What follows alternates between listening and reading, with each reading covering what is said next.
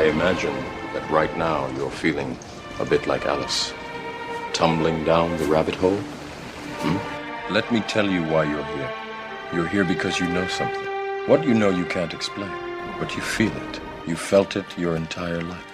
That there's something wrong with the world. You don't know what it is, but it's there, like a splinter in your mind, driving you mad. It is this feeling that has brought you to me. This is your last chance. After this, there is no turning back. You take the blue pill, the story ends. You wake up in your bed and believe whatever you want to. You take the red pill, you stay in Wonderland, and I show you how deep the rabbit hole goes. All I'm offering is the truth, nothing more. For we are opposed around the world by a monolithic and ruthless conspiracy that relies primarily on covert means for expanding its sphere of influence, on infiltration instead of invasion, on subversion instead of election, on intimidation instead of free choice, on guerrillas by night instead of armies by day. It is a system which has conscripted vast human and material resources into the building of a tightly knit, highly efficient machine that combines military, diplomatic, intelligence, economic, scientific, and political operations. Its preparations are concealed, not published. Its mistakes are buried, not headlined. Its dissenters are silenced, not praised. No expenditure is questioned, no rumor is printed, no secret is revealed. But I am asking your help in the tremendous task of informing and alerting the American people. And now, welcome to another episode of Down the Rabbit Hole. Here's your host from federaljack.com. It's Popeye. Ladies and gentlemen, welcome to another live edition. It's January 29th, 2014. Tonight, I'm joined by a special guest, someone who, he's about 5 or 6 hours ahead of us. So you got to figure if it's 10 o'clock here, it's probably like 3 or 4 o'clock in the morning where he is. So he stayed up uber late beyond his bedtime just to hang out with us for 2 hours. So let's welcome to the show my good friend and fellow radio show host, Mr. Kevin Baker. Kev, what's up, brother? All right, Popeye. It's an absolute pleasure to be with you, even if it is the middle of the night, man. So if I fall asleep, just give me a gentle nudge. We'll be all right. I'm absolutely full to the eyeballs of coffee here, so I might even have to do a toilet run halfway through this, man. No, how are you doing, Popeye? It's great to be on here. An absolute pleasure to be on with you, man. I'm glad to have you on, man. I should have had you on a lot sooner. For the listeners that don't know, Kev's got a radio show right here on the Truth Frequency Radio Network. Kev, do yourself a favor before we even get into anything, because I'm sure I'll forget to have you do this. Shamelessly plug everything: your YouTube channels, your radio show, Twitter, everything. Shameless plug. Yeah, you can catch me on a Sunday night. It's 6 till 8 p.m. UK time, and I believe that's 10 till 12 on the Pacific time in the US. That'll be 1 p.m. your time, Popeye, I believe. Also, you can catch my work over on TruthTube 451 over on YouTube. It's mainly a news aggregate with myself throwing in my personal opinion from time to time. And your channel is actually pretty huge. Yeah, it's doing pretty well just now. It's up near the 20,000 mark. So, but you know what YouTube's like? It's a very fickle medium, Popeye. It can be here today and gone tomorrow. So I don't really buy too much into the figures, really. I don't really go for that. But yeah, it's getting some good exposure. And when I started out, I was just frustrated that all the news that wasn't being covered in the mainstream, I was fed up of shouting at the telly. So I just started putting it on video. And I urge anyone out there, it might seem like a drop in the ocean, but yeah, just do your thing. Go and speak your piece and you'll be surprised. It actually helps you process some of the crap that's around us as well, Popeye. Your channel's pretty big, Kev. I try and play it down. I don't like to, No, dude, you have a huge channel, man. Like, you don't have to play it down. You have a huge channel. You're a huge YouTube personality. There's a lot of people that know you. Thank you, sir. And you do a lot of good work, man. I salute you. I have a lot of respect for you. Well, the feeling's mutual, Popeye. I've been listening to you for a good while now, so it's, like I said to Chris Geo when I got offered the opportunity to come on here, it's just surreal. You guys are people I used to listen to, so yeah, it's great stuff, man.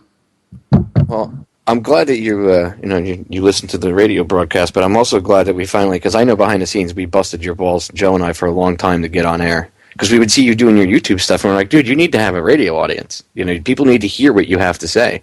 Yeah, so I'm glad your channel is busy, and I'm glad you got the radio show. Didn't you have another channel that got shut down? I had two previous channels. Both of them had one was 8,000 subs, and then the one after that 9,000 subs. But I lost one during the Gulf oil spill.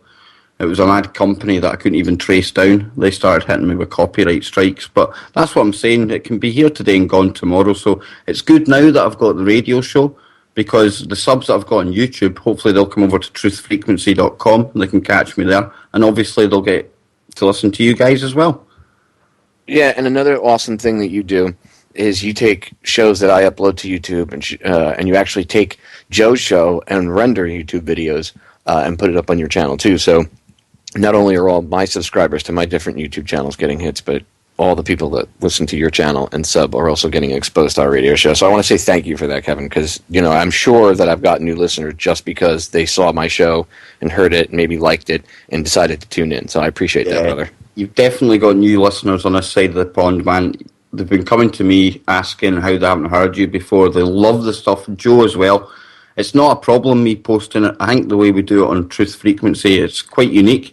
And the way Chris Everard's got the Facebook page and everything up and running now.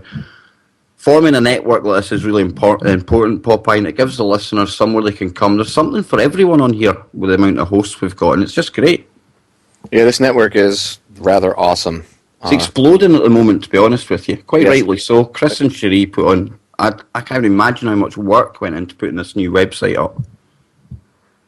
A ton, dude. Chris's fingers are probably falling off because of the amount of code that he's been typing. So him and Cherie are amazing. Like, he does... Not only do they do a radio show a couple days a week, but they also, during the weekend...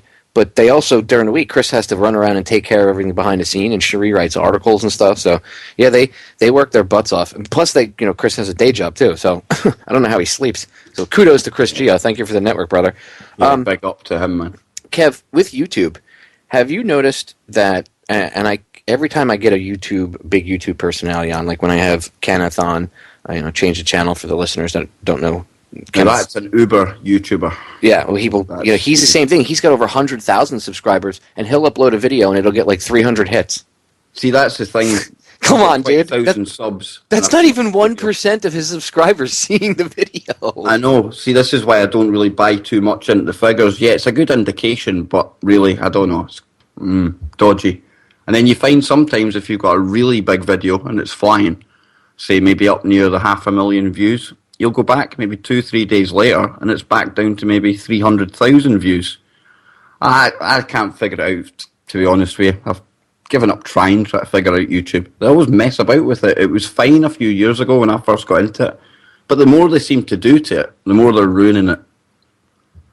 Yeah, dude, they have destroyed it. Although, I will say this, although I badmouthed them when they first merged with Google+, I will say that whatever that merger, for whatever retardedness came out of it, the loss of the being able to prep your whole channel, backgrounds and stuff. Although I understand why they did that, because the new format, they have it on TV, they have computers and mobile devices. It's across every single medium, right? Isn't it? So I kind of understand it. But at the same time, they could have figured out a way to let you personalize it, each channel a little bit more. But Google Plus, I've noticed since they merged that there's a lot more people getting exposed to my radio show on my radio show channel alone. Not to mention, my other Federal Jack Tube channels are going ballistic, but the DTRH Radio Archive channel is, I've probably gotten 500 new subscribers since Google Plus merged with YouTube, and because before that it was a trickle. I did all the old tricks that I've done with all my other channels and made all my other channels go viral. That channel, my radio show archive channel, no matter what I do, I can't get the videos to register hits. I've had videos that I know got well over 1,000 hits just because I had maybe it posted on Federal Jack itself, and that post, which was nothing more than the video, got 2,000 or 3,000 hits. So in one day. So I know that video itself has to have at least 1,000. If you we'll just say 1,000 hits, and you look at the video stats and it says like 150, 200. The only thing I can think of is maybe they skew the figures to knock it down the search results. That's the only thing I can think of. It's the only reason. But then even a show like 1,000 views, is it really that important to knock it down, the viewing figures? I don't know. Maybe it's just a crap system they've got. Well, the views, I mean, that's how it gets more attention, is by more views it has, right? I mean, it comes up more, it's usually picked up first in the search engine results or displayed first because it's gotten more views. So, and the other thing I noticed, and I tried to explain this to people when they first did this and they didn't comprehend it. They don't understand that the people behind the scenes that make these decisions to do this, it's not the engineer, okay? It's the people that control the things higher up that make these decisions. The decision I'm talking about is the decision to take away the 5-star rating system on YouTube.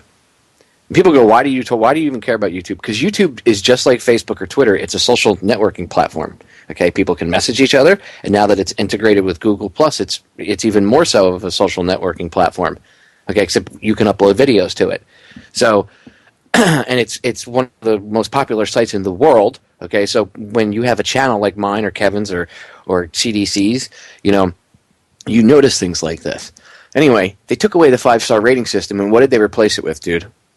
Thumbs up. Thumb up, thumb down. Or thumbs down. Now, you know what that does, right? That oversimplifies it. And what it does is, instead of somebody rating it based on thinking about it, well, I don't really like the fact that this video shows Syrian war crimes because there's little kids hurt, but it needs to be seen, so I'll vote it a 3, I'll give it 3 stars, or I'll give it 4, or just not 5, because I can't possibly give something where it shows dead children 5. So I'll just give it 4 stars.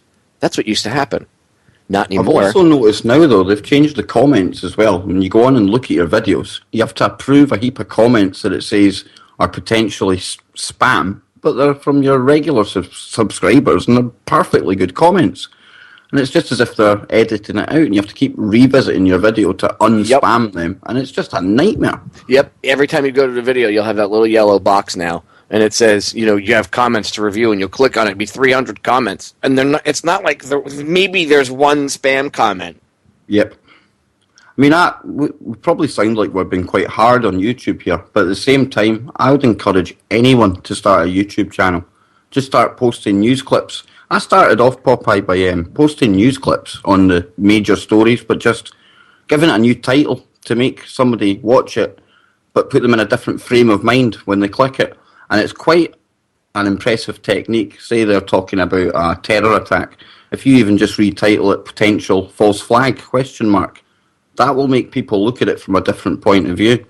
And also, if you're going to be doing YouTube while we're on this now, before we go into some proper news, Popeye, another good technique as well, say the likes of the Ukrainian protests. Instead of just putting in tag words like protests, revolution, actually go to Google Translate and get the Ukrainian and the Russian translations as well, because people from that part of the world are going to be more looking for it than maybe people from the West. So I've noticed that's a really good tactic as well to anyone out there using YouTube. So there's one of my top tips, Popeye. That's brilliant. That's absolutely quite good. That's absolutely brilliant, Kevin. I didn't even think. Same with Edward Snowden, the NSA, stuff like that. You just type in half my tags, and then I'll go and translate them into Russian. You should do that. You should do that with Spanish too. Yeah, it's definitely take certain words like Illuminati or whatever other words, and see if there's a Spanish translation for it. I don't even know why I never thought of that before. And I'm married to a Spanish woman. I'm an idiot. There you go. There's my top tip. There you go, Popeye. You prized it out of me at 3 a.m. No, that's smart, dude. Because thinking about it, I guess it's that thought that, well, everybody, will see it, because it's in English, right? And you're not thinking that there's other parts of the world that don't even speak English. It's the same as if you're a UFO video. I believe the word is ovni. That's the Latin word or Hispanic kind of reference for a UFO. South America. See the amount of hits you get from South America, Popeye. It's unbelievable. That's brilliant, dude. That's brilliant, and that's a solution right there for all the people that are broadcasters themselves, and they put their you do radio shows and then you put it up in a podcast format on YouTube like we do. Then take Kev's advice. That's absolutely genius. And I even translated Invisible Empire by Burmis years ago into Spanish and made a Spanish translation of it with Spanish subtitles and uploaded it all over YouTube. Why did I not think about I didn't even think to put anything in Spanish in the tags. Wow. See, there you go, man. That's why it's good to sit down and have these conversations, man, because you know what? Even if someone hears this on Rebroad or in 6 months, they'll hear it on YouTube and they're going to go, that's brilliant. And they're going to go and they're going to help, spread news and information to more people around the world. I think that's the other way to, we're going to get stuff done, Kev, is... See if anyone is wanting any advice at all. I know you say I'm a YouTube personality, but I'm just a normal guy.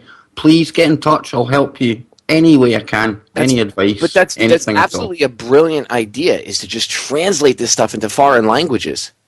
I mean, it does work. I mean, you can tell because you can obviously go and see where your traffic's coming from, and you do notice it. It definitely works. Well, I know, like on YouTube, I have what and why in the world are they spraying on a couple channels, but I have them on the radio show archive channel. I put up Why for Mike Murphy when he first released it. So I uploaded it, and they gave me the files and stuff for all the subtitles for, I don't know, like 15 different countries. And then you have to go in on the back end, through the editing through YouTube, and then you can upload each individual file. So there's 10 or 15 different languages of subtitles on the video now. I mean, I noticed just by doing that video got spread more, because now, even though they're speaking English in the video, they can just watch they can sit and listen to the video, and they might understand some English words, but whatever they don't understand, a whole new audience, doesn't it? It gives you a whole new audience to aim at. Oh, well, yeah, dude, it's amazing. Well, again, I guess it's that arrogance that we have, because we're raised here in this country, and where we think that everything revolves around us. Oh, people over here are exactly the same. It's quite embarrassing at times. And when you see people from Europe, they speak better English than most British people do. It's quite embarrassing, Popeye. Most people in Britain don't even have a second language. Really? No. We get taught French in school, but how many people take it on from there? To hazard, I guess. I wouldn't say that many. They don't teach you guys, they don't offer German or Spanish or anything like that? You get a choice between, when I was in school, it was French and German. That was your whack. Nothing totally. We had Latin, French, or Spanish. See, I think Latin should be taught because it's the Latin. You need to know the Latin meaning of words to get the true understanding of them most of the time. Well, look at the word government. The word government comes from two Latin words. It's a verb and a noun. Governmente and control of the mind? Yep. Something like that? Yep. Govern, which is to control, and then mentis, ment, which comes from mentis, which is mind. Well, one I learned the other day as well was, sorry to cut you off, there's bench. When you approach the bench in a court, it's bench in Latin is actually the bank. So the judge sits for the bank. Yeah. Well, I mean, that's backed up with when you study how law really works and stuff like that, you start to look, and why do you think when you go to court you always get hit with charges? Yeah. What are you gun? He gets into all this sovereign stuff and freeman stuff, and he's really knowledgeable on it. So if you're interested in this kind of legalese stuff, head over to Gun on a Sunday night. And shamelessly promote myself again, Popeye. It's okay. Buy a copy of Black's Law Dictionary, too. It's unbelievable. I mean, even the word understand, they don't mean do you comprehend something. It's do you stand under it. Right, so when a cop says to you, do you understand what I'm saying to you, you say no. Because if you say yes, you're saying you stand under his authority. That's right. They caught you right away. And it's all about contracts and everything else. It's all about verbal contracts. People don't even realize it's crazy stuff, man. Oh, dude, you could do a 4.5, 5 hour broadcast alone on this stuff. That's why people need to look into this. I've done broadcasts on it in the past. I'll keep doing more in the future. But people need to research, and not just to me or to Kev. Or you need to go to multiple sources. Okay, confirm it with multiple sources. That way you have no doubts in your head. You'll see this is real.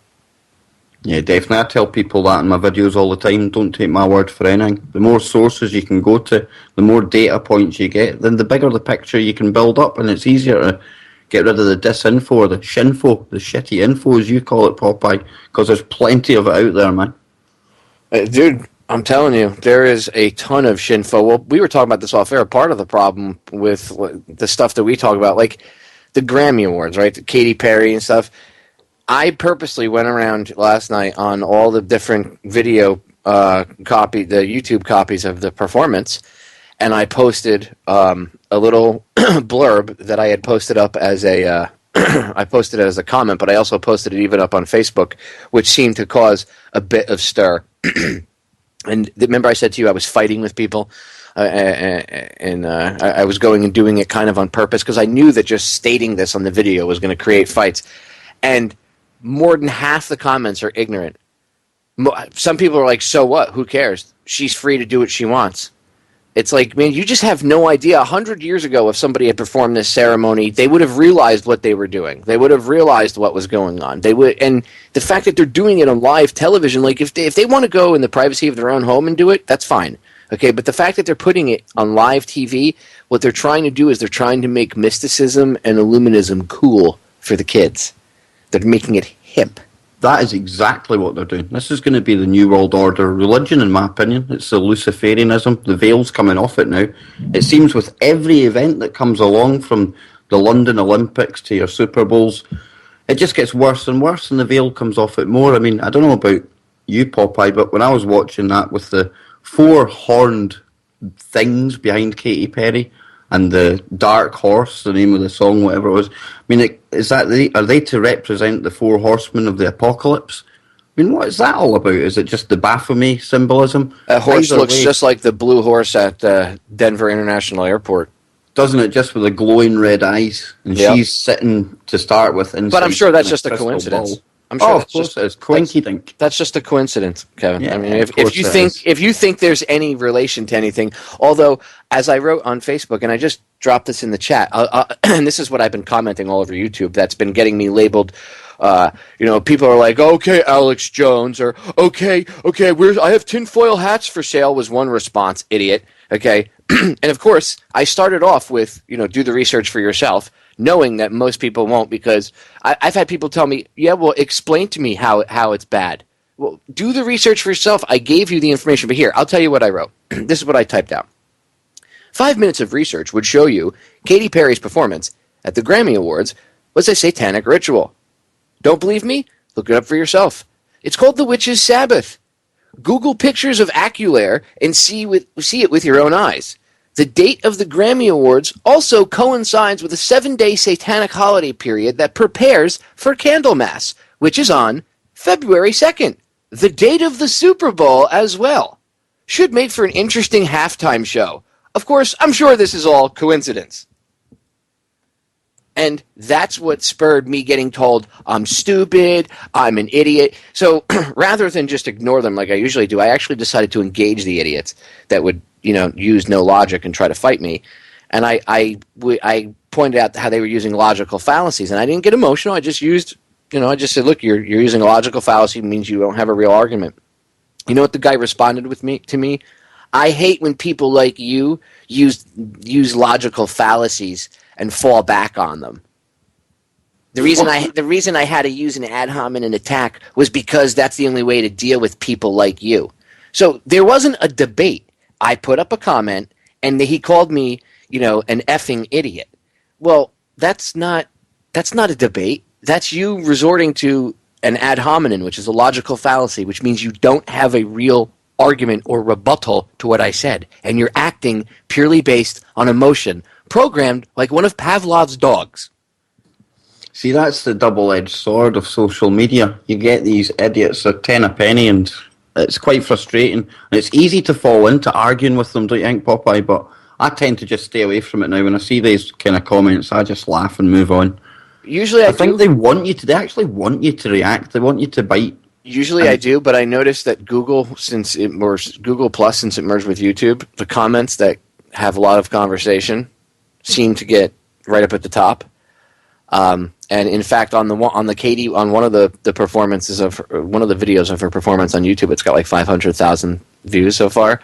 I commented that what I read. I put that on a couple versions of the video. That comment is the top comment on the video. It's right up at the top. It's last time I checked it had 63 likes, and it's got like 38 or 39 different comments.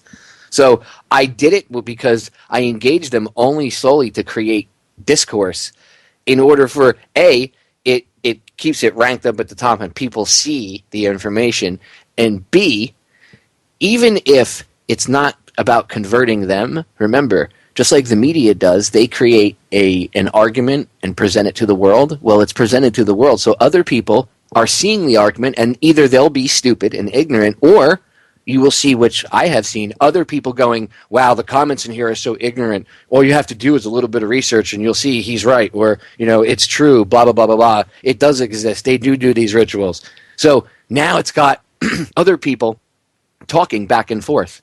Mission accomplished. Because people don't talk. Doesn't matter. Like, all they do is argue with each other and name call, right? That's what you see when that's what I kept getting in reply. So instead, I replied to each of the name calling and all those stupid arguments and invalid arguments by debating them with logic and no emotion. Okay, just being cool, rational, and logical. Oh, you're a bigger man than I am. I usually don't do that, though. I only do this once in a while to create discourse and to create conversation about something. It's kind of like a social experiment. I do it on YouTube sometimes, or I do it on Facebook a lot.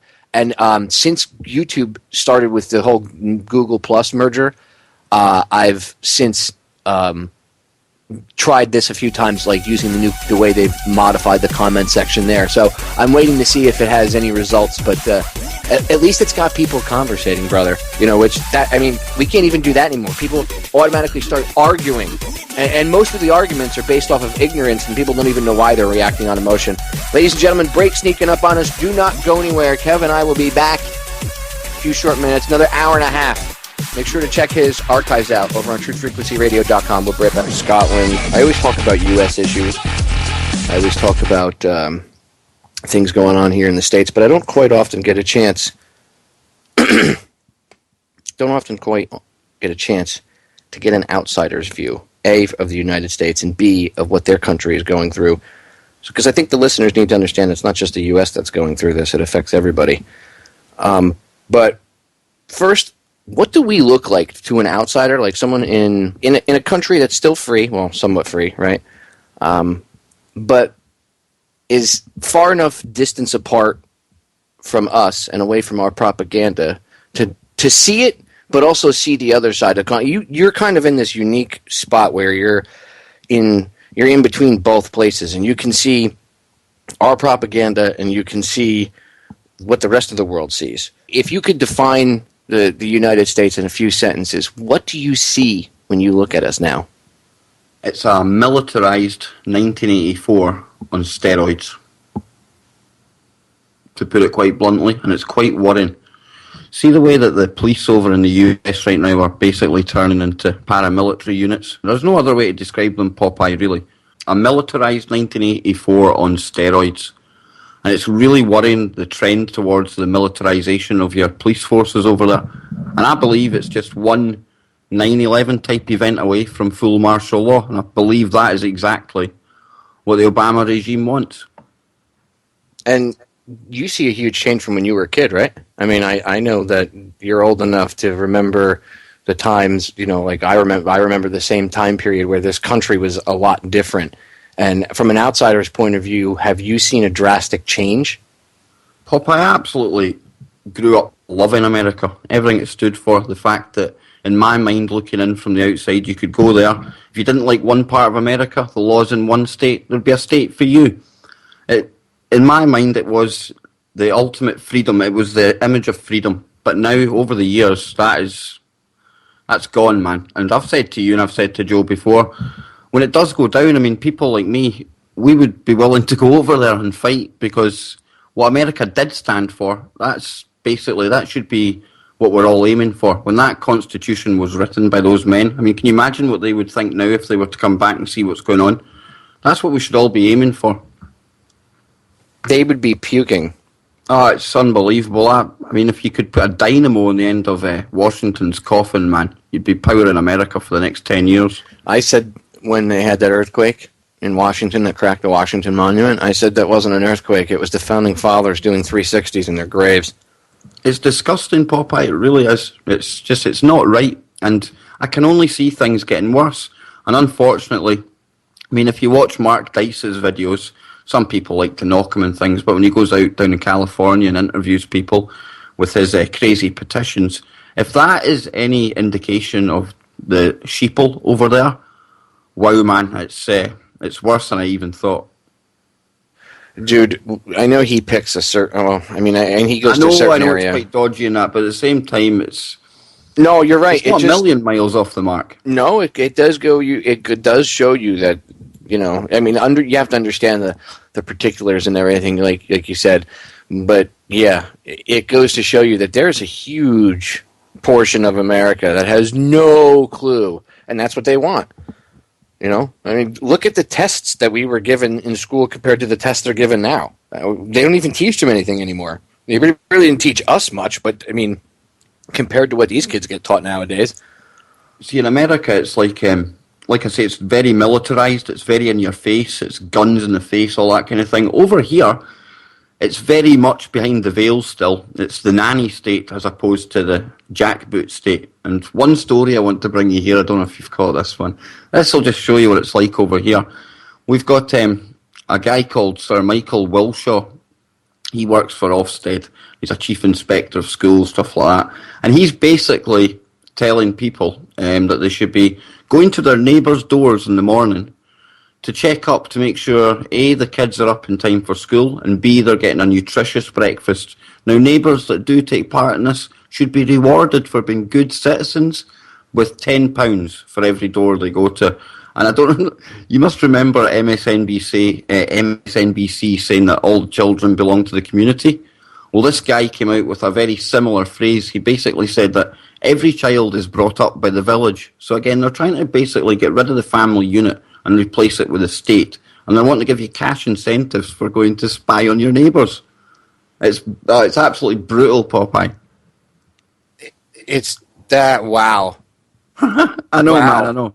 Wow, you can find that. I'll actually drop that in the chat for the listeners. I'll drop that in just now, but it's a Daily Mail article. Maybe they can borrow the DHS's motto, see something, say something? Oh, it's crazy, but see, this isn't even see something, say something. This is see something and go and actually try and correct their behaviour and get rewarded financially for it. I tell you, I dare anyone to try that in the East End of Glasgow. It's not going to go down too well.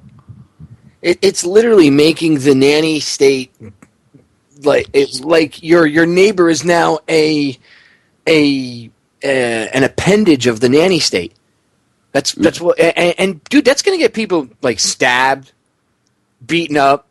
Like that's not going to go well.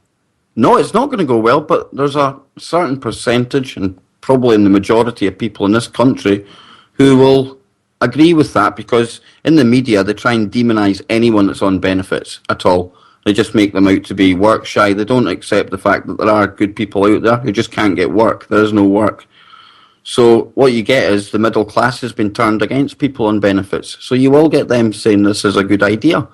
So it could work. It's a dangerous, slippery road we're on. And like I say, in America it's more in your face. It's more uniforms and a barrel of a gun. But here, it's done via the behind the console of a CCTV camera, or they get your neighbours to come around and spy on you. Very, very different, but just as tyrannical. Well, in California, they're trying to make it. I know the police, and I don't remember if they're trying to pass a law or if they're only at the point where they're trying to get them to voluntarily do it. I think right now they're trying to voluntarily get them to do it, but you know how that usually works. What does David Icke call it? The totalitarian tiptoe? Yeah, it's a brilliant way of describing it. Yeah, so they're trying to get people that have like private surveillance cameras on their house to let the police be able to patch into your camera whenever they want. And they said, and I quote, "You'll just have to trust us that we won't monitor your cameras and be watching your house all the time." So say you have cameras inside your house, like you have a camera feed inside your house and you have surveillance cameras, you have a big mansion or something, and you just try to keep things safe, or maybe you don't have a mansion, but you have surveillance cameras on the outside of your house, or maybe you even have one camera on, you bought one of those packages that you can get online now, the surveillance kits that you can get for a couple $100, and you have a couple outside, a couple inside. Right? I know people that have them. Well, the cops want access to those feeds, and they're telling you, you'll just have to trust us that we won't be monitoring your feed, your house all the time. The reason they want it is they say that, and one of their excuses is, they say that if everybody knows that, the cops can watch those cameras at any given time and see what they're doing, they'll behave themselves better. Oh, it's the invisible prison bars, man. I mean, over here in London, you can expect to be seen 300 times in a typical day by CCTV cameras. I mean, Britain really is the land of CCTV, and I'm a bit of a hypocrite sitting here. As you know, I work in the security industry. I actually have a license to operate CCTV, and for people outside the UK, try and get your head around this. I actually have to pay over £200 every 3 years to the government just to get a license to operate CCTV. So basically, I have to pay them for the privilege to work, Popeye, because without that card, I can't work. For them? Well, they license you. But how messed up is that? You have to pay a licensing fee to work for them to operate their equipment for their police state. Well, this is even worse. This is private equipment. Dude, talk about a scam. But it's unbelievable. I mean, they said they were bringing in this system to combat there was a lot of dodgy companies, shall we say, in the UK. It was like fronts for gangsters, and they were laundering a lot of cash. And on the face of it, the SIA, the Security Industry Authority, it looked like a good idea. But of course, it was never intended to actually go after the criminals. It was just intended as a money-making idea. And I have actually got 2 cards, Popeye, because I do static guarding, as well, as they call it. Basically a glorified name for standing about or walking about a car park. But that, again, is £200 every 3 years. So I'm £400 every 3 years before I can even put a uniform on to work. Talk about enslaved. But you're free. Oh, yeah, it's great, yeah. You still have a monarchy, but you're free. Don't even start me on her. She's been in the news just yesterday. Oh, I heard she's only got $1 million left. Yeah, she's moaning and complaining, man, because the £31.5 million that she gets given to her from the taxpayer's purse just to keep her going, well, unfortunately, that doesn't keep up with her budget. She spends $33 million a year. So they're actually trying to say that she's skint.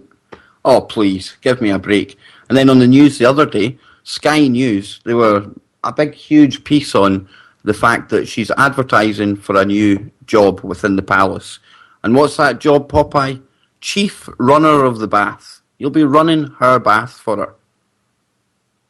Get a grip, it's 2014. Do we still need idiots like this running the country? And people who think she's only ceremonial?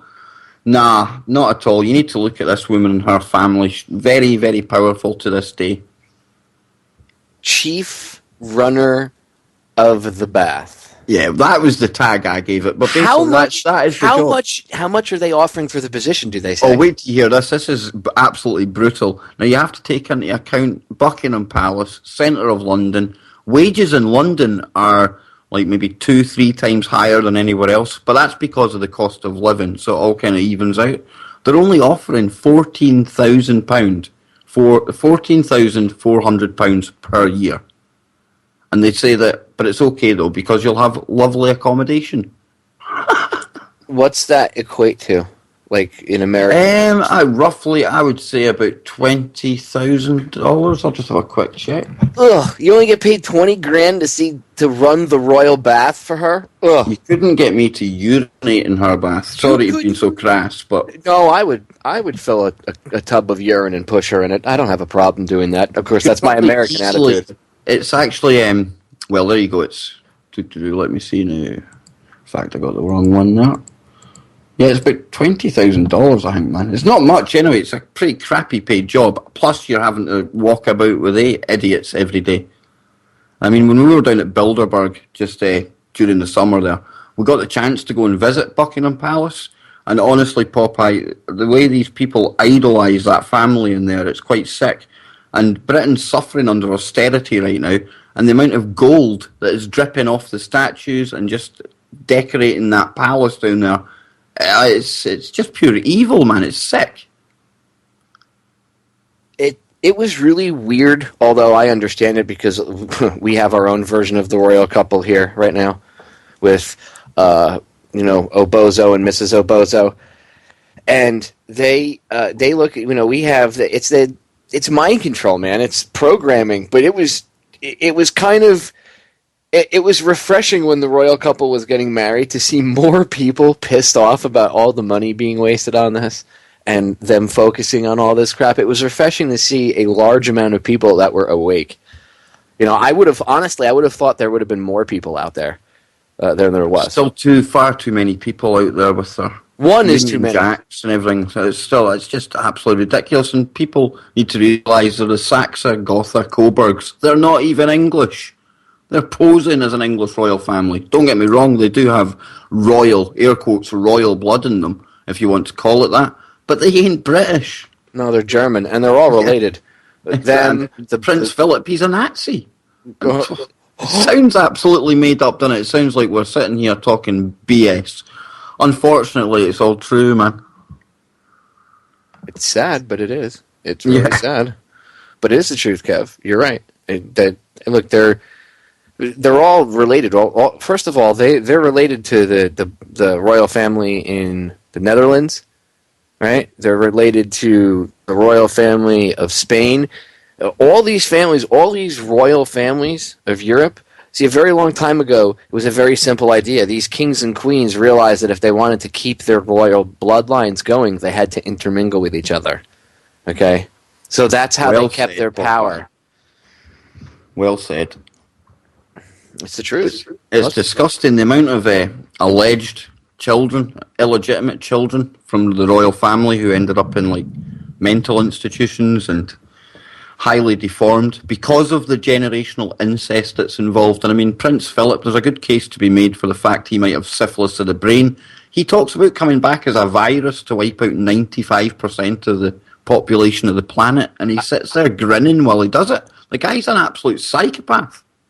Yeah, I was going to say, I don't think it's any disease. I just think he's a psycho a-hole.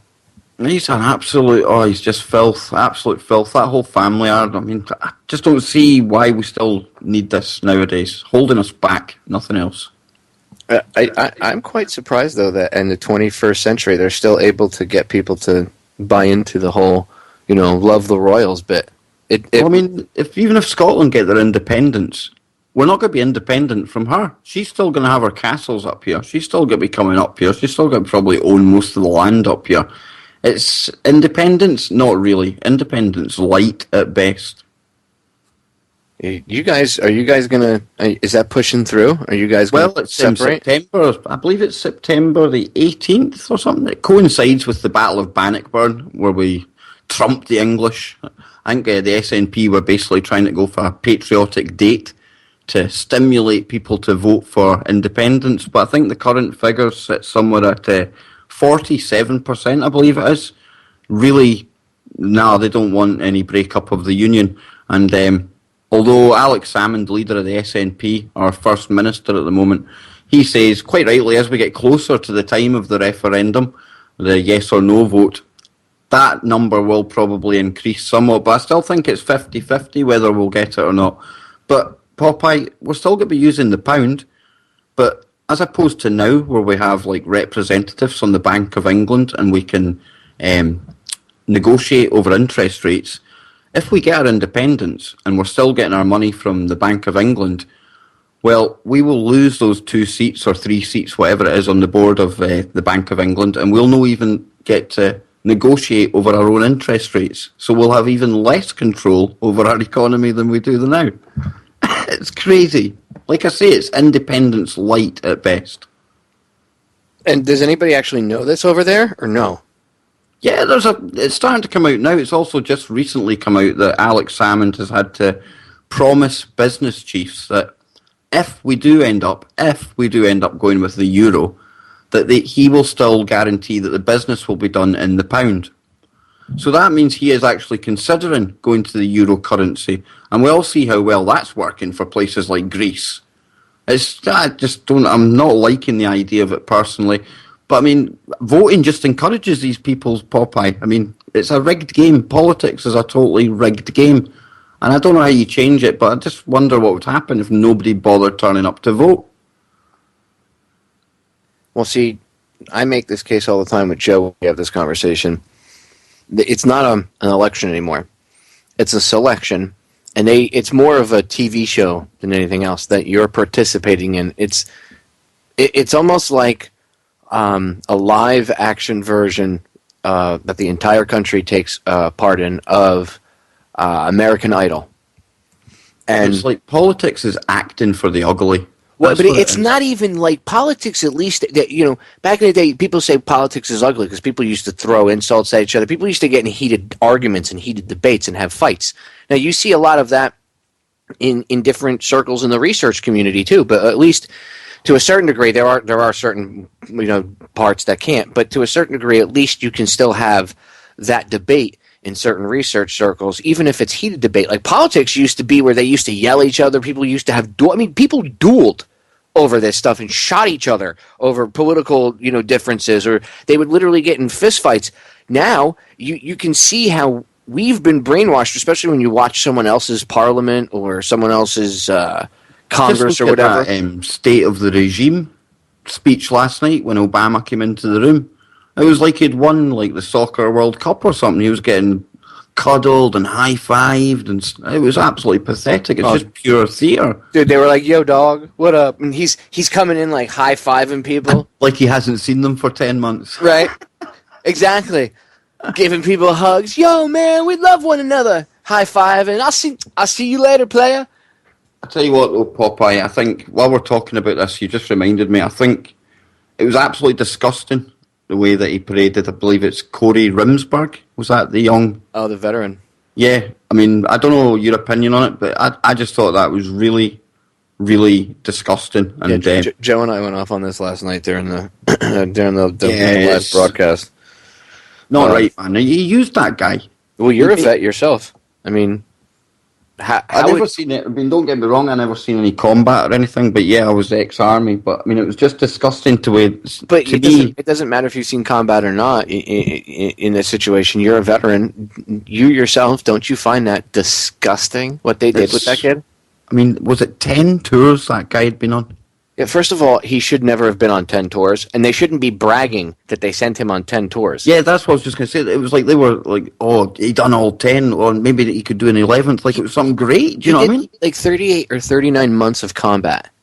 Yeah, I was looking up. It was 39 months he'd done. I think it was 2009. He was in a roadside bomb. The average Vietnam veteran did 41 days or something like that? 41 or 44 days of combat. That's how much combat they saw. This guy literally saw 39 months of combat. Why do you think so many soldiers are coming home and killing themselves? We're not going to have as many Iraq and Afghanistan war veterans sticking around for as long as we had World War II and Korean War veterans, or even Vietnam War veterans. You know why? Because what we did to these young men and women is disgusting. And then not only is that bad enough, not only is the Iraq, I mean, no mention of the Iraq war being unjustified, right? Or the millions of people that died in Iraq, or the depleted uranium poisoning that Fallujah, by the way, is still dealing with to today. No, don't mind that. Everybody stand and applaud, okay? And they applauded not even for the... Oh, it's so irritating. He used that kid to harness their emotional energy for his speech, is what he did. Yeah, we just used him. That's all that came across to me. He was being used. It was a set piece. It was sick. Absolutely. But why are we surprised at that idiot Obama? Why are we surprised anymore? The guy's an absolute clown. Oh, I'm not surprised at all. No. It's just absolutely infuriating, Kev. I know. It's absolutely disgusting. And it should show to the people in this country that these scumbags will resort to any low that they have to achieve their goals. I mean... And it's not just in Washington. You had, look at the scumbags, over in Kev's side of the pond over there. Same thing. A parliament full of pedophiles. I don't say that lightly.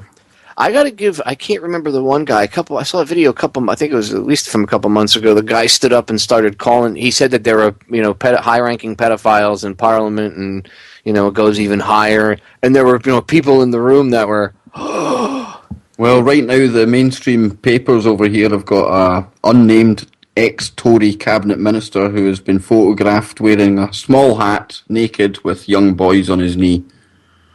Why isn't that allowed to come out? Why isn't that guy getting hauled over the coals, you know what I mean? Oh. Unbelievable, man. It's covered up.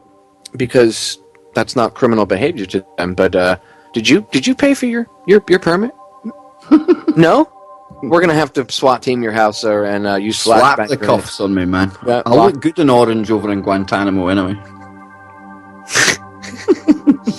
They're going to come see. I'm surprised you haven't been black bagged yet or gotten the Why knock do you on think the I back. haven't come over to visit you and Joe, man? I wouldn't make it out of that TSA checkpoint. Not a hope in hell. And if you did, you certainly wouldn't make it back home. Oh, no, definitely not, man. I'd be disappeared. I'd be rendered, man. We laugh, but it's probably true. You've got to laugh, man. Yeah, if you don't laugh and let the energy out that way, you'll scream. All right, Kev, I'm going to pause this because the break is sneaking up. Ladies and gentlemen, do not go anywhere. Another hour with my good friend Kevin Baker. Make sure you check out his radio show. Check him out on YouTube. You won't be sorry. We will be right back. Ladies and gentlemen, we are back with hour number 2 here on tonight's live edition of Down the Rabbit Hole. It is January 29th, 2014. Hanging out with my good friend, my Scottish brother from another mother, Mr. Kev Baker. Make sure you check his broadcast out here on Truth Frequency and his YouTube channel out and his Facebook and anything else he's got. In fact, I'm going to make him shamelessly plug his stuff again, Kev. Yeah, you can find me over on YouTube on TruthTube451. Obviously, the show on Truth Frequency is Gun. Catch us on a Sunday night. That's 8 till 10 UK time and 1 till 3 on the East Coast. You have Twitter? I do, but it's something I rarely use, to be honest with you, Popeye. I must admit, I think it's Mr. Glasgow Truther. I think. Something I rarely use. It's usually just Facebook or YouTube. I find, and there's studies that are showing this too. There's articles that have been released on it, but the younger generations are leaving Facebook in droves. Yeah, I heard that. It's actually gone through, it's reached its curve, the same as MySpace done about 8-9 months before it just fell off the map. So, well, yeah, and I mean, I wonder, see how that goes. A lot of them are going to Twitter. A lot of them are going to other things, Snapchat, other type things. What do you think it is, Popeye? Do you think it's people getting fed up with it? Or do you think maybe, just maybe, with Edward Snowden and all the revelations coming out, do you think people are maybe moving away from it because of that? I think there's probably some of that. I think more so there's a lot of the younger generation is getting pissed off that the older generation is starting to like and endorse Facebook. Because back in the day, Facebook was young, college age kids and maybe people in their 20s. You rarely saw somebody older. Once in a while, it was so if they were older, they were more open-minded or hip, or what you would consider open-minded or hip, right?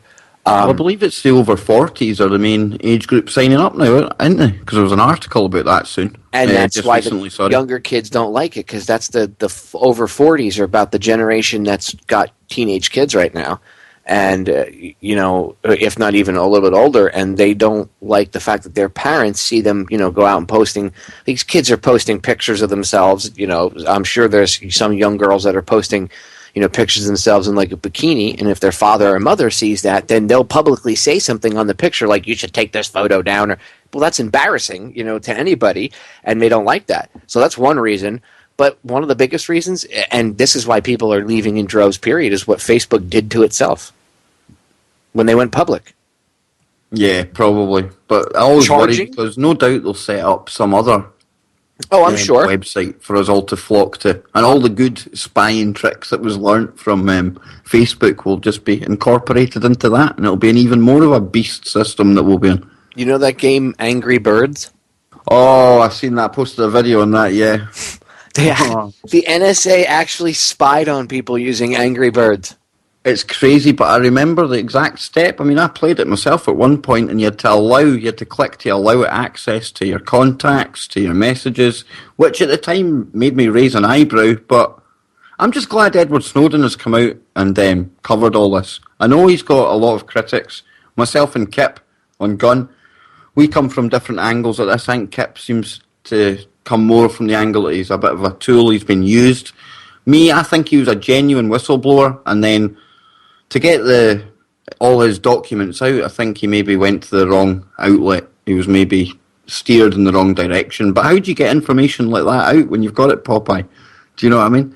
But I'm glad that all the revelations have come out, and I'm glad that people are talking about it now, because just 2 years ago, if we had told people that their smartphones were listening to them and they can turn on the microphone, we'd have got the tinfoil hat treatment, rightly so. But at least now we can say, look, it's definitely happening. And when people see that we're right on something like that, then maybe it might just make them pause the next time they go to laugh at us when we cover something else. With some people, yes. Unfortunately, there are those that they still look and they point fingers and laugh, and they're like, oh, ha, ha, ha, you crazy conspiratards. Well, what about round about you? Are people waking up? Because in my work, I mean, I've been there 13 years now, and I've watched a major evolution in the minds of them. I don't know if it's me constantly on at them, but to a man now, they're pretty much aware. A lot of them still think there's nothing they can do about it, but at least, like you were talking about before, getting people talking, I've started the discussion, and that in itself, it's good news in my opinion, man. And you see it more and more happening, more and more, definitely in the UK, but what's it like over there? There are people waking up. I see the same, like I said, I've said this before too. I know that there's people that aren't awake and they're idiots out there, but there are, it's just more so common conversation now than it was even 5 years ago. Dude, when I first started doing Federal Jack, 2006, 2007, when we first started getting like really popular, right? You didn't hear these conversations in everyday conversation. You wouldn't hear, if I said, NSA spying on your phone, people would look at you and be like, what are you, on drugs? Like, you're crazy. The government doesn't listen to my phone. I'm not a terrorist. Now, it's common knowledge that the government listens to your phone. I mean, monitors everything. They frigging spied on people using Angry Birds, the frigging downloadable game for your cell phone. I mean, they were garnishing information such as your age, your contacts, and your sexual orientation. Why? What the NSA? What in the hell's name do they need information like that for? And people, I understand it can be used for advertising and things. But people, that's what they're told it's used for, Kev. Oh, it's only for advertising purposes. They're building dossiers, morons. Do you not realize age, date of birth, sex, maybe any other information you could give about yourself? They're building a dossier on who you are. When I was a private investigator and I had to go out and, follow people and sit outside their houses or whatever, or follow them around and, see if they were doing what, I was being followed to see if they were doing. I only wish I had access to the amount of information that people put online willingly about themselves now. And it hasn't been that long. It's only been about 4.5, 5 years since I stopped doing it. Oh, from a law enforcement point of view, they must sit laughing sometimes when they go through people's Facebook pages, how easy it is. Some of that stuff would have required going to judges for warrants, and here it is all just in open forum. Well, I mean, they're literally putting, the private investigative industry literally had to change up because, I mean, you don't need to hire a PI to go do background checks on people anymore. You can go to websites and pay to do it yourself with a certain amount of info.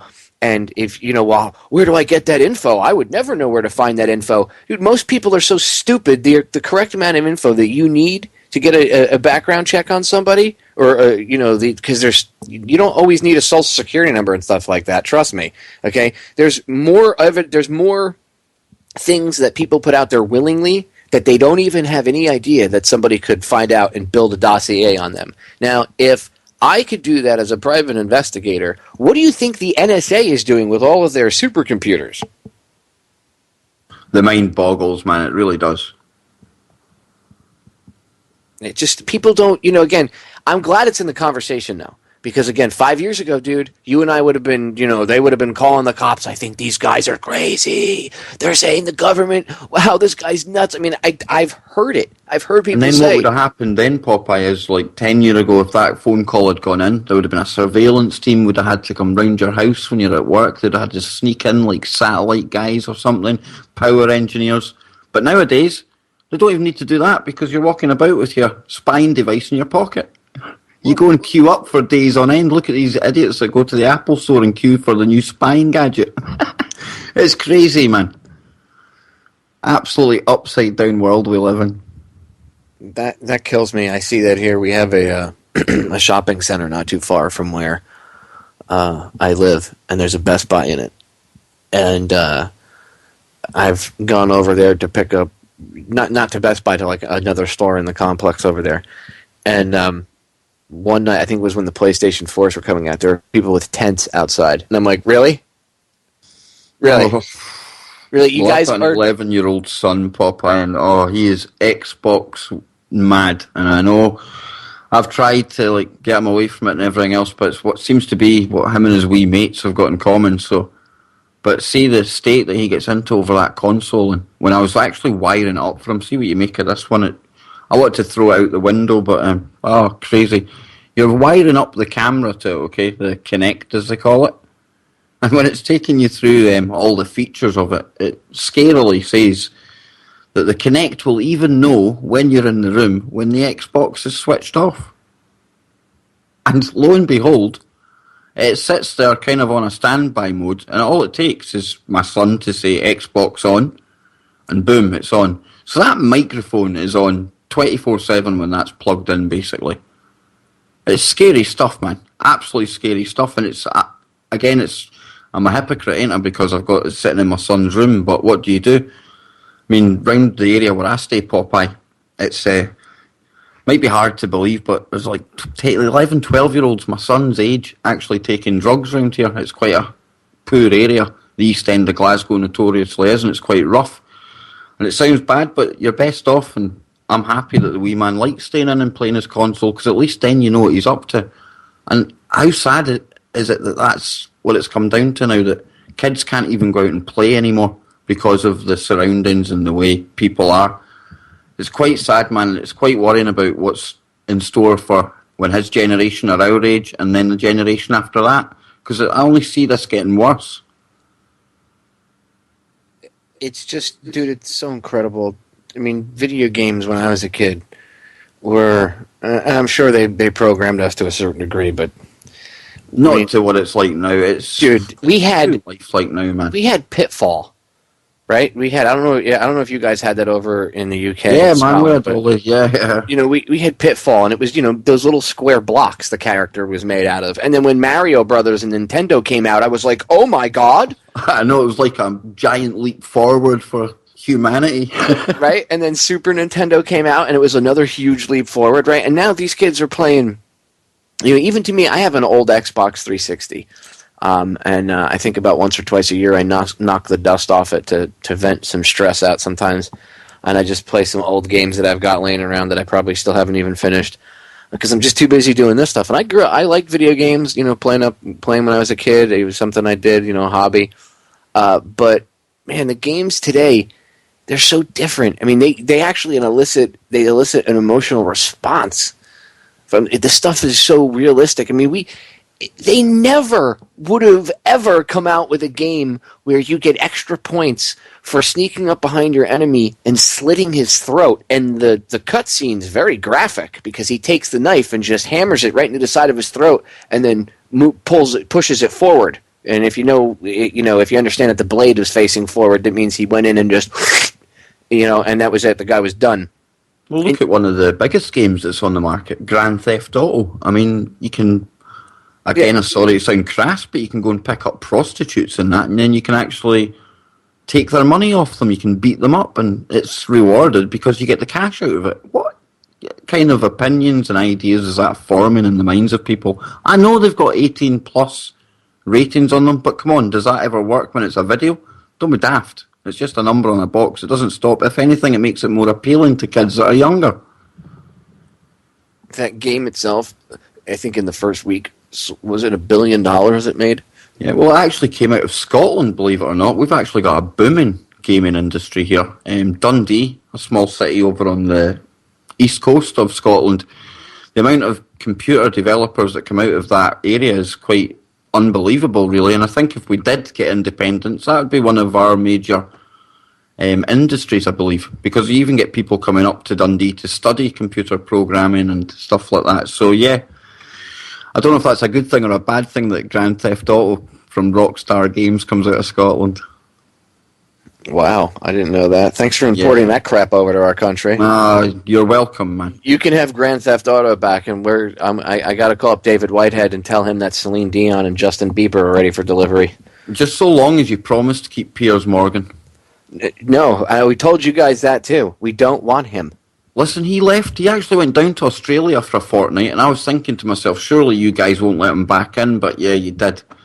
We should have just left him down there on the prison colony that it once was. Kind of apt for that character. I had no say in it. If they consulted me, you already know what my... He is one slimy prostitute. I just cannot suffer him, man. He's an absolute joke in this country. You know, we have time for this.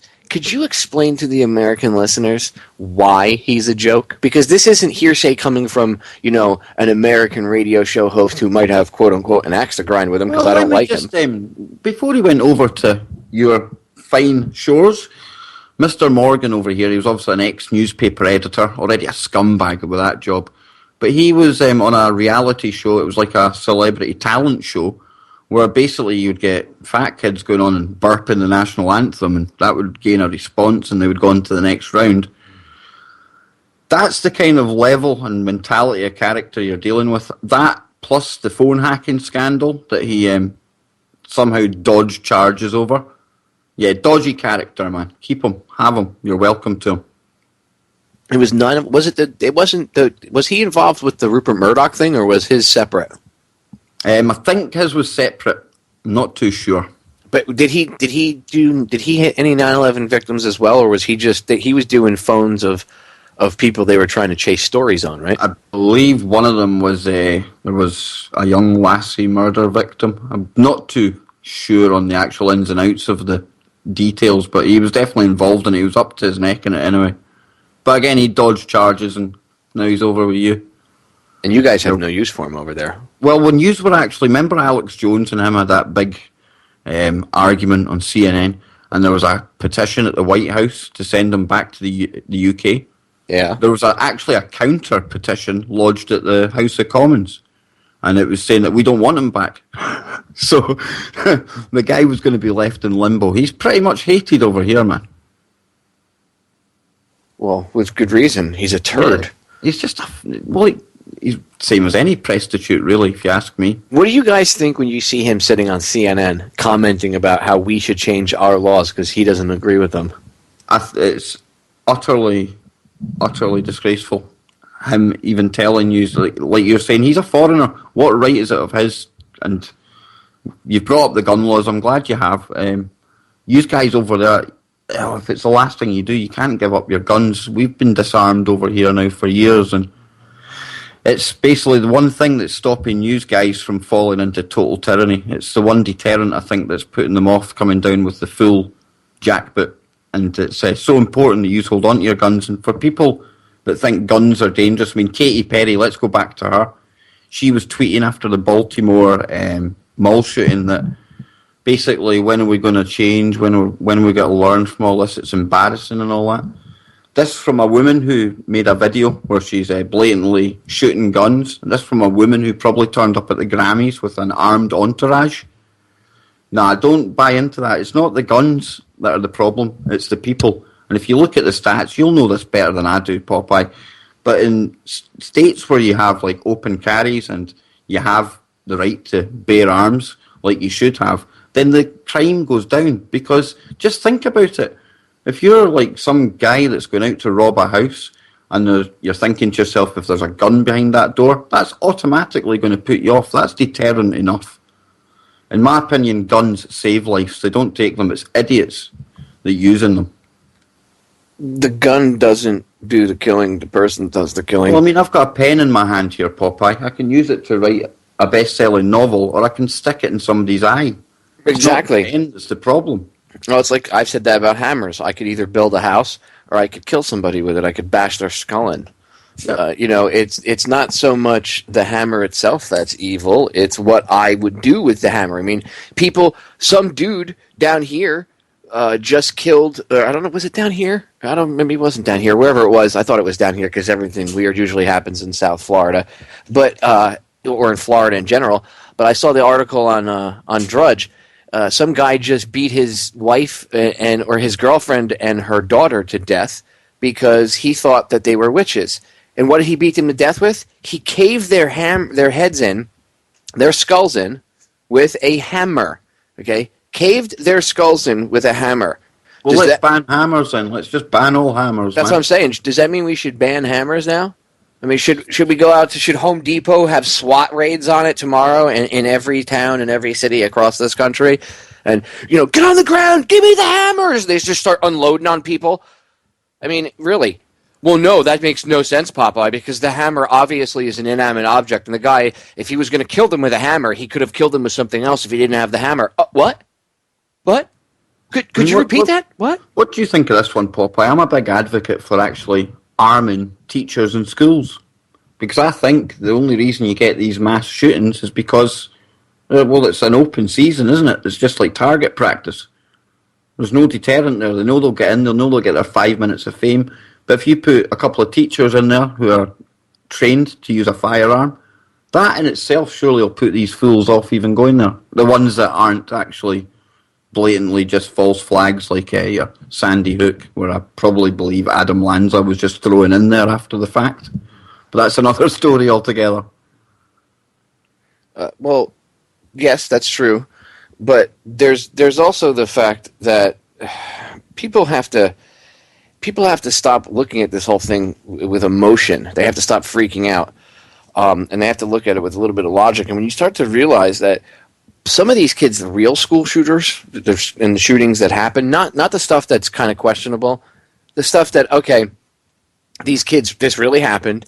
It's not, and if it's not being blown out of proportion, you actually look at what's going on, and you see what's going on in that kid's mind. A lot of times he was angry, he was pissed off for whatever reason, but he eventually figured he was going to die, right? Maybe like suicide by cop or whatever. So they always figure they're going to go out with a bang.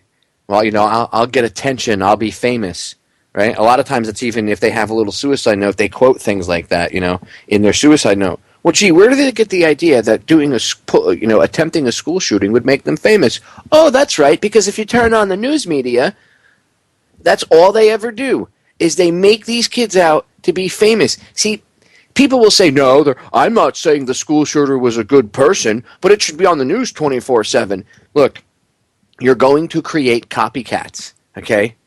That's why back in the day, the police used to talk to the news media and try to work with them more. Now the news media just gets a story, they get stuff off of Twitter, they get stuff off of a police scanner, and they run with it. That's why you'll notice more and more that sometimes on a big event you'll see the cops kind of chastising the media for running with things. Even the mainstream, not just the alternative, but even the mainstream media. It's because there's no communication anymore, because the media has their own agenda by their masters. And I've talked about this. That's why every time there's a shooting, somebody could shoot themselves in the foot, and it's on CNN, and they have helicopters hovering the guy's house for 3 days, giving you live footage. It doesn't matter what channel you visit as well, Popeye. Like you say, every one of them's got the exact same talking points, the exact same headlines. It's all just the one script handed out. Well, what did Eric Holder say in the 90s? We have to brainwash people into thinking differently about guns. That's what they're doing. Literally brainwash people. Well, that's what they're doing. Through repetition. That's why every time. See, shootings happen every day, just as well as stabbings, people getting run over by cars, people getting suffocated. Again, the two ladies that got their heads caved in with a hammer yesterday.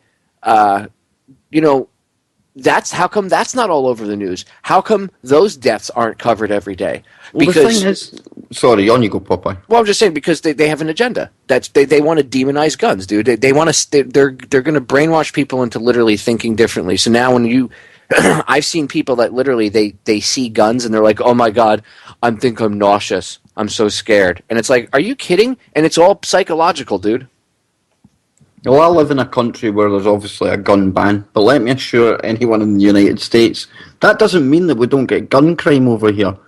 Criminals don't use legal guns. They buy them illegally, so a gun ban actually just disarms honest people. The criminals are still armed, and while the police and everyone else, especially in America, are building up militarily the way they are, I'd be arming myself to the teeth over there right now. But they're only going to take bad guys away. They wouldn't take you away. Well, I've told Joe, have me an AR-15 ready, man. I'll be over. I'll have to get some kind of submarine, some homemade submarine to get over there and get into America right enough, but I'll be there, man. Well, the cops are getting the tanks because, they're taught that, it's all about, it's for the police safety. There's an article, I have to put it up on Federal Jack. I haven't put it up yet, but it's out of Cairo TV. I think this anti-nuisance machine or something, and it was a big militarized tank as well. That's what they are. They use they use armored, I should say, personnel carriers. Cairo TV out in Washington State. That's what it is. It's one of the sheriff's departments out there. They now have one of these vehicles that was given to them by the military, and they're using it like they're storming this house, and they say it's a meth house and that the guys they're going after might have meth inside. And usually meth heads, they fight to the end. So, they use the tank to pretty much storm the place and ram the building. And this is the new America. We have to have militarized police raiding things because of drugs. Oh my God, the war on drugs. So we need cops with tanks to fight the war on drugs. Yeah, this country doesn't have a huge problem. Well, we don't have tanks over here yet, but a warning to everyone in the UK. There's planned protests for this summer coming up. Now, those protests themselves, watch out for them because they look controlled, Popeye, from the start, right? But what I was wanting to bring up was the fact that the Metropolitan Police, they're spending... Hold on, I'm going to pause you because the break's going to sneak up on us. I'll make you rewind a minute. Just time flies when you're having fun, man. I know, dude. It just goes by in the blink of an eye. Ladies and gentlemen, don't go anywhere. Kev and I will be right back. Ladies and gentlemen, we are back. Final segment. Time just flies when you're having fun with your friends. Doing this isn't like doing a job. It's actually... We must do this again, Popeye. It's been long overdue and it's been most enjoyable, I must admit. It's actually really a lot of fun doing this, dude. I mean, it could be stressful like doing radio and stuff, but when you have good friends that are intelligent and intuitive and willing to take the risk and just have these conversations and risk being ridiculed, because in today's day and age, people are still more afraid of being ridiculed by their peers. To a certain extent, they're afraid of their government too, but the people are really afraid of being ridiculed by their peers more than anything. So it takes a lot of courage, and I think conversations like this will inspire others to have these conversations. In fact, I know it will because I've seen it. I've been in this internet radio thing for a while, and I've been in it long enough that I've seen a huge change in it already, and I've seen so many more people picking up on it, and so many more people getting involved and inspired because they hear, people like you, Kev, or they hear Joe, or they hear myself, or they hear whoever, they hear Chris Gio, they hear Cherie, they get inspired, and then they want to do something.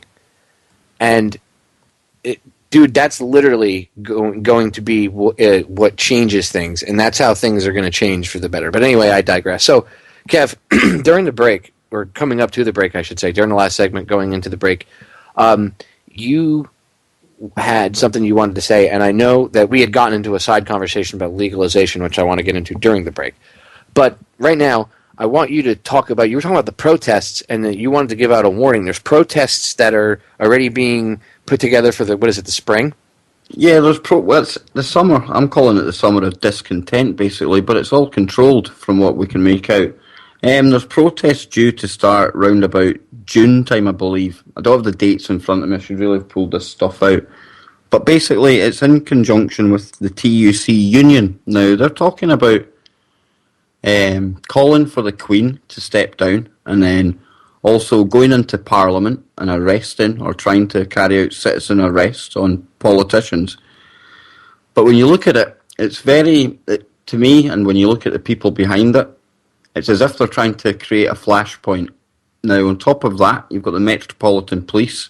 They've come out and they're planning to buy 3 water cannons, something which hasn't been used on mainland Britain before. They're more used to being seen over in the 80s and that, with the Troubles in Ireland.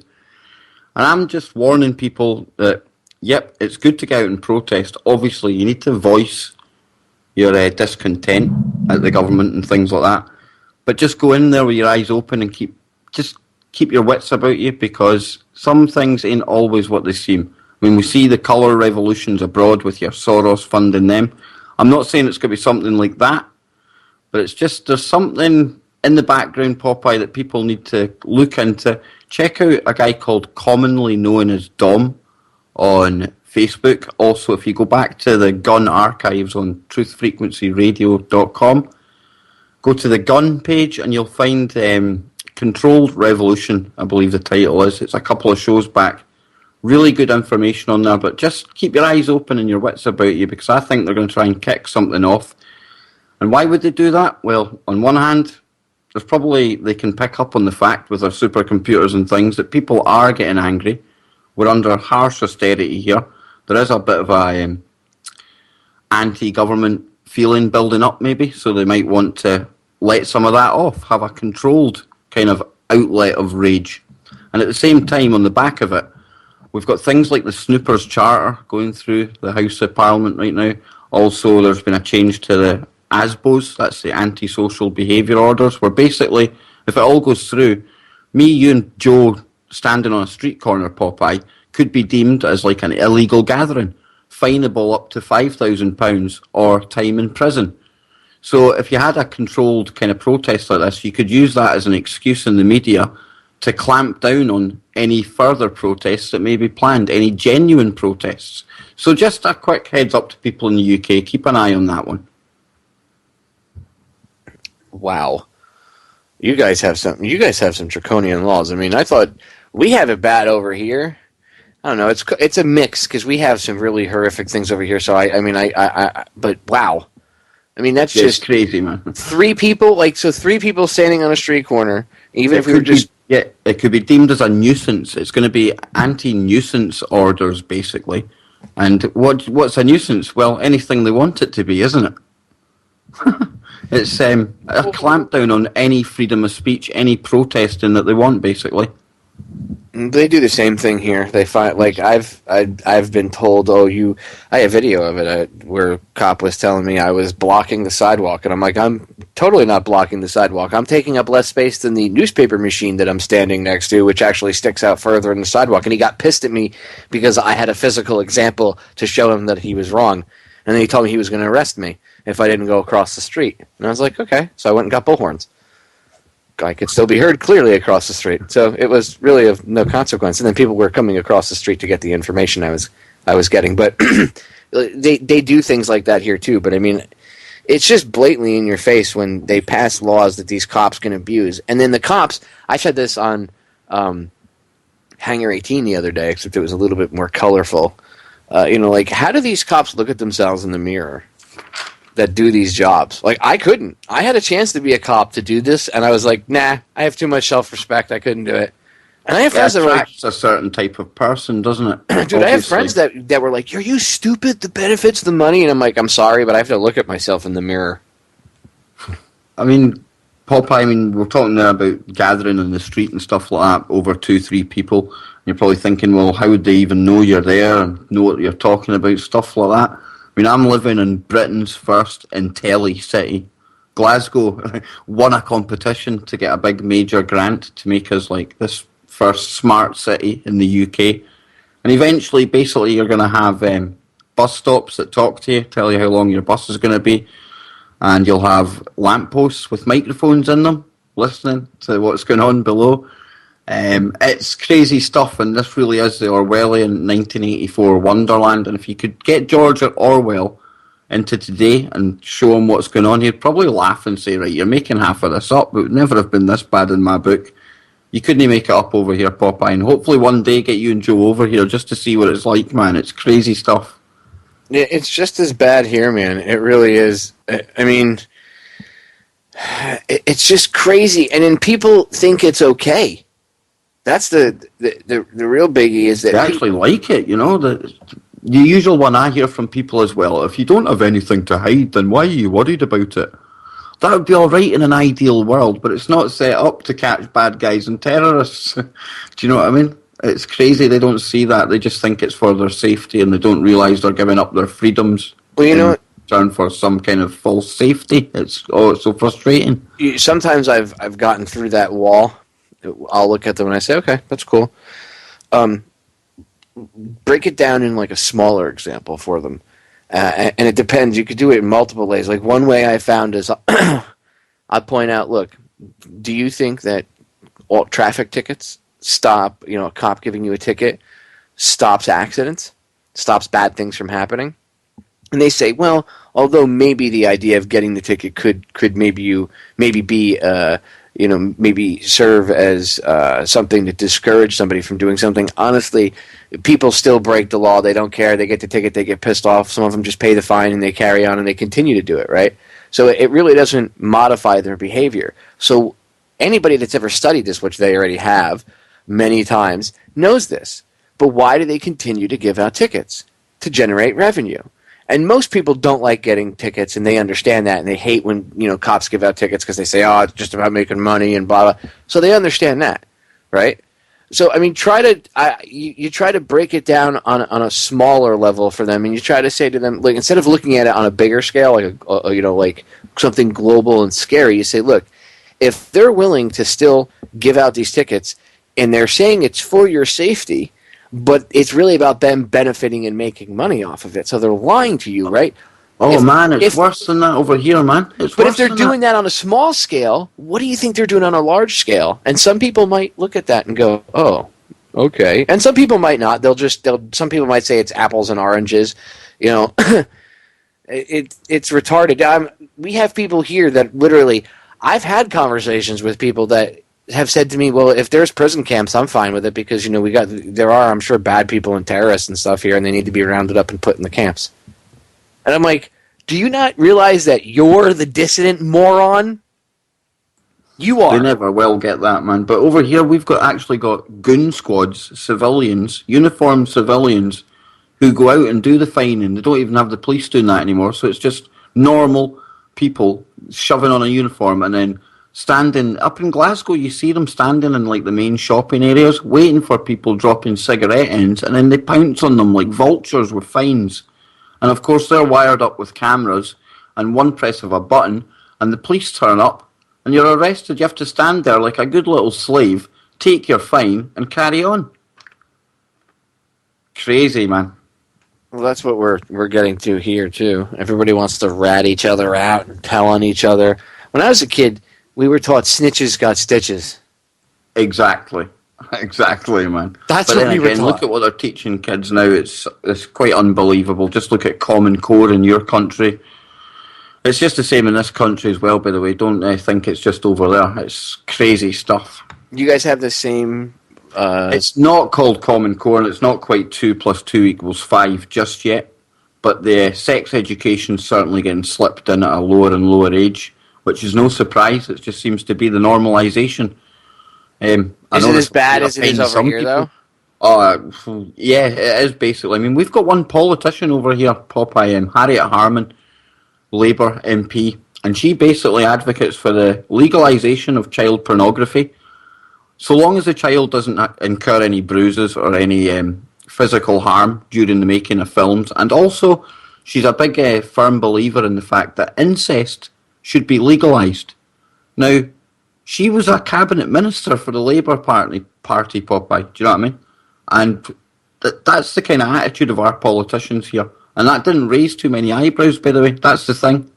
And then you add to that the fact that you've obviously heard of the Jimmy Savile fiasco that went on, the celebrity that has come out now. He's abused over 1,000 children in the BBC studios alone. And his connections to Maggie Thatcher and her Conservative government. It's disgusting over here, to be honest with you, Popeye. Absolutely disgusting. Wow, I didn't realize it was up to over 1,000 kids. Jesus. That was in BBC studios. 1,000 children, I believe. Wow. I mean... And then when you take into account, he was going to... And that's just in the studios, right? That yeah. They say? Oh, my God. You've got Camp David over there where the president goes, yeah? Well, we've got a place called Checkers. Now, every Christmas, Jimmy Savile would... And you can check this out. The listeners, I urge you to check this out. He would go and spend Christmas with Margaret Thatcher. And what would happen is, because Jimmy Savile was running these parties and these rings, he would basically go to Maggie Thatcher, give her the names of Tory party members and opposition members who were going to them, right? And then she would promote them onto the cabinet. And of course she had their vote. And that's how you see so many of these paedophiles rise into the higher echelons in government, because they're so corrupted. She had their vote, whatever motion she was putting through, because she had dirt on them. It's pretty bad, huh? Just absolutely disgusting. That's how politics works here, too, by the way. That's why they have cameras over at the Grove. When people go to Bohemian Grove every year, they have cameras in those grottos. They tape them getting it on with boys, male prostitutes, whatever, goats, whatever the hell, each other, whatever the hell they're doing in there. Okay? And these are people that, if that got out in the general public, it would wreck their public image. And that is how it's used to control them. That's why people wonder how these senators, that, I don't understand how they could vote for something. You ever notice that the senators over here that are always on a committee against something and they're spearheading the committee to be against whatever are usually that person that they're doing exactly what they're supposed to be against? We had one guy, he was head of a committee to, look after kids or whatever, or take care of children, and the guy ended up being a pedophile. I mean, surprise? I don't know why this surprises anybody. It's just absolutely disgusting. Savile's, he's rotting in hell or wherever. Hope so. I mean, I don't know if it's just me, but it even ties into what we're talking about at the very start of the show with Katy Perry. I mean, it's just slip into Luciferianism, and it's as if they're trying to normalise this sort of thing, this paedophilia. I mean, teaching kids younger and younger about sexual positions and orientations. I believe there's even schools in California where it's like, you have to choose what sex you are up to a certain grade in school, so Jilly can be Johnny one week and go into the girls' toilets, and it's just, and it all ties back to, I don't know if you've ever looked into Aleister Crowley at all, Popeye. Do what thou willst. Yeah, that's exactly it, and he talked about the exposing children to all forms of sexualization, and then you look at how famous he was back in the day, a famous occultist, and yet you see like Jay-Z, like you're saying, do as thou wilt today. It seems to be that's still their kind of doctrine, their kind of Bible, for lack of a better term. There's a cartoon here called Mandy, Grim and Mandy, or I think it's called Mandy and Grim, something like that. It's on the Cartoon Network. The parents of the younger generation kids will know what I'm talking about.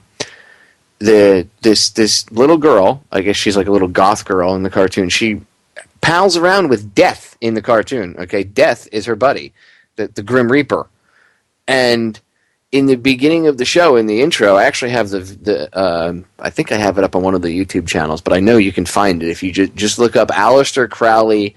I have it posted on Federal Jack, I know. Just look up Aleister Crowley on Federal Jack, and it should come up, the video. But in the beginning of this show, after the credits, the beginning, credits and everything roll, before it goes to the beginning of the show, in between the credit, right where the credits end and the beginning of where the show starts, the screen flashes for a second. Do what thou willst. Oh, a nice cheeky little subliminal. Oh, dude, when you see it, you're like, nice of them, man. You're like, oh my, understanding what they just did with that, and they actually let it sit for a long enough period of time that even your conscious mind picks it up. It's like it's right there. It's only for about a second and a half, but it's long enough that you can pick it up. It doesn't even take. It's not just me that's noticing this trend, then, Popeye. Oh no, dude, they're normalizing it. I said this the other day. When I was talking about the Grammy performance, you're 100% correct. They're normalizing it. That's why I played that audio clip, and for people that didn't hear it, go back and listen in the archives on Truth Frequency or over on Federal Jack. Last week, one of the shows I did was about, in the title, it says Brainwashing the Nation. Okay, listen to the clip from what Yuri Bezmenov said. He goes through the 4 steps, and the 4th one is normalization. And that's what we're in right now, because he did this interview with G. Edward Griffin back in, 1985. And we were already in like step 2 or 3 then. So we're in normalization right now. That's why you see this ramping up of constant Illuminati and Satanism and stuff. And people are like, oh, it's just a marketing gimmick. No, it's not a marketing gimmick. You think it's to sell clothes or tapes or DVDs. No, they're selling you that. They're selling you that as that's what's going to be all over the place because that's what they believe in. Okay? It doesn't matter if you don't believe in it or not. People have been arguing with me, well, you believe in fairy tales, dude. You're an idiot. I didn't say that I believe everything that they believe in. I'm telling you what the people that have control over your life believe in. Doesn't matter if you believe in it or not. They do. And until you understand that, you don't stand a freaking chance, dude. You know what I mean?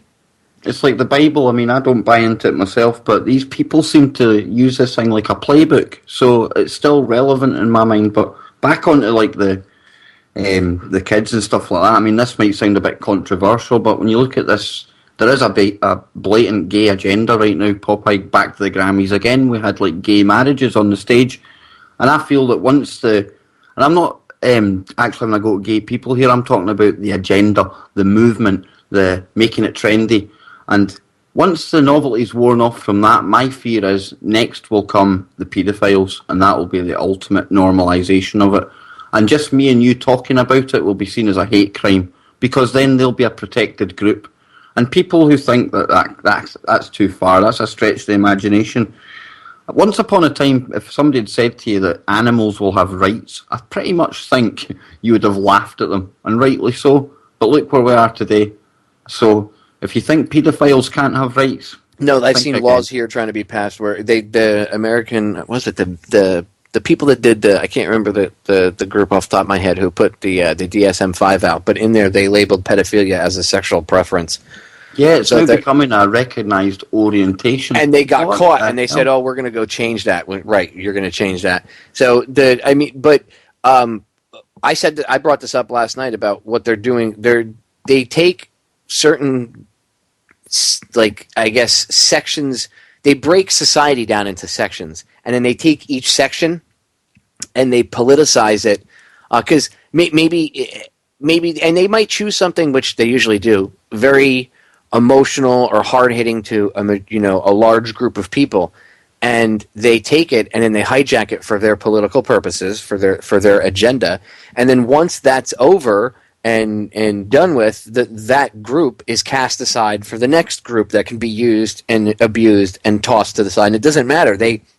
It's not about anybody's individual rights or anything. It's about tearing this country apart.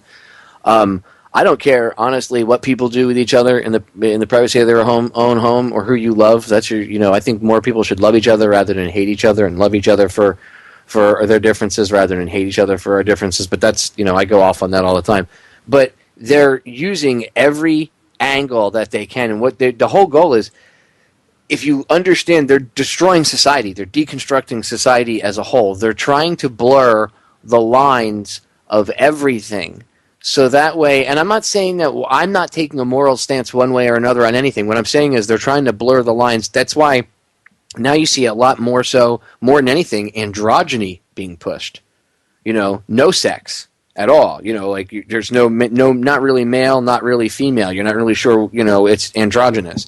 Yeah, they're like unisexual nowadays, isn't they? Right. It's crazy. That's what's being pushed now too. And again, it's being pushed to the kids. Kids are being hypersexualized. It's being done for a reason. Where does this end up, Popeye? I mean, does this end up Brave New World? You end up going down to the factory and ordering a kid out of the incubator? It sounds ridiculous, doesn't it? But it the makes you wonder, doesn't it? They want to cull a lot of the people on the planet anyway. Regardless of your religion or whatnot, it doesn't matter if you think that you're going to be part of the in crowd. You're not. And even the useful idiots, they'll get rid of them too. The easiest way to destroy us first is to get us to believe what they believe and believe what they believe about us, which is that we're all stupid, useless cattle. And you know what? They've done a pretty good job of convincing this entire planet that we're all dumb idiots and that we need them to tell us what to do. I'm going to tell you something. You're not dumb. Every single one of you, whether you're here in the States, whether you're in Scotland, whether you're in the UK, whether you're anywhere in the world, every single one of you is full of infinite potential, okay? Do not believe them and buy into this hype that humanity is garbage and we're all cattle. Yeah, there are some definite definitions of crappy human beings. But you know what? A lot of that comes from the stereotypes being built by the people that want to control us first. And then people, without even realizing it, will fill those stereotypes. So let's work backwards and realize that everybody has infinite potential. Doesn't matter where you are, who you are, okay? Yes, you might have physical limitations here, there, but everybody has infinite potential. You are not a piece of cattle, okay? You're not a frigging piece of cattle to be led into the slaughterhouse. And by the way, that should also make us look at how we treat other life forms on this planet, too. You know, the reason we're, you know, if we treat other life forms, you know, like we do, maybe we're going to be treated the same way by the people that control us. We're just like a bunch of, you know, sheep or cows going to the slaughterhouse. So even just the way we treat the planet itself, Popeye. I mean, over here in the UK right now, David Cameron's talking about potentially 50% of the landmass of the UK being fracked. And not only that, he's basically bribing the councils to let them. Usually they're only allowed to keep 50% of the business rates that are generated. But he's telling councils, do you know what? If you grant these licenses, you can have 100% of the business rates that you generate. Open corruption. And what? For raping the planet. And the way they can get away with this, because everybody's fighting over stupid things. So, you know, you don't like me because I'm black or I'm a woman or I'm gay or lesbian. Well, that's another thing you see all the time, the race card. It's unbelievable. Well, it's division. It's to keep us all fighting, dude. It's to keep everybody fighting amongst each other, because the one thing that everybody needs to focus on, they don't. The fact that don't we all... fix what ain't broken. Divide and conquer. It always has been the best tool in the box, and it's still alive and well today. Yeah, dude, we're all human. I mean, it doesn't matter. I don't care what your sexuality is, where you come from, what race you are, what religion you are. You're a human being. And as long as you understand me on that level, we're good. As long as you don't violate my natural law, I don't care. I want to get along with the other people on this planet so we could perhaps, explore space or the oceans and stop being the joke of the universe. That's what we should be doing right now, isn't it? We should be reaching for the stars. I thought we would have been by now when I was growing up, but it just never went that way. Well, because society's been, put in reverse, Kev. If we were on the same course that we were on when you and I were kids, dude, okay, and things weren't being actively reversed, then we would be in a better place. And we would be having these conversations. We would have already had these conversations that you and I are having now, and that others are having. But see, society's been retarded down. Retarded meaning slowed, not meaning, making fun of them. Retarded literally means slowed down, like you would retard an engine. And they've done that to our minds. And you know what, ladies and gentlemen? This type of discourse and information is what's going to reverse that. And with that, we are out of time. Kev, thank you so much for coming on, brother. Oh, thank you for having me on. It's been absolutely wonderful, man. It might be 5 a.m. here, but it's been an absolute pleasure, Popeye. And thanks to the listeners, the chat room, brilliant as usual. Just awesome show. Ladies and gentlemen, I love you all.